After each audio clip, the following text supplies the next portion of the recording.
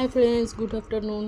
খুব গরম পড়েছে আর আজকে খাচ্ছি আমরা পাহাড়ি খাবার, সেদ্ধ সেদ্ধ খাবার।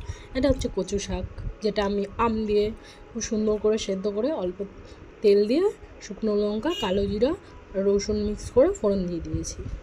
আর এটা আমি রান্না করেছি তেলাকুচি বলে একটা ফল পাওয়া যায়, যেটা জঙ্গলে অনেক জায়গায় হয়ে থাকে।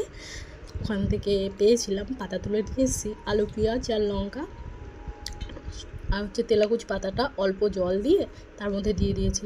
ওটা সেদ্ধ হয়ে গেছে। ওটা তো আমি কালো জিরা আর একটুখানি কালো জিরা, শুকনো লঙ্কা ফোড়ন দিয়ে ঝোলটা নামিয়ে নিয়েছি। আর এই ঝোলটা যা টেস্টি, মানে না খেলে বিশ্বাস করবেন না। কার ভালো লাগবে কিনা আমি জানি না, আমার তো অ্যামেজিং। এটা গরম ভাতের সঙ্গে খেয়ে দেখবেন, এটা খুবই ভালো লাগে। আর এটা আমি 250 মতো ছোটো মাছ নিয়ে এসেছিলাম, যেটা আমি করেছি সর্ষে, পোস্ত, লঙ্কা বাটা, আদা বাটা আর হচ্ছে পেঁয়াজ কুচি আর সামান্য আলু একসঙ্গে সব মিক্স করে একদম মাংসর মতো প্রসেস করে এটাকে ভাপা করেছি।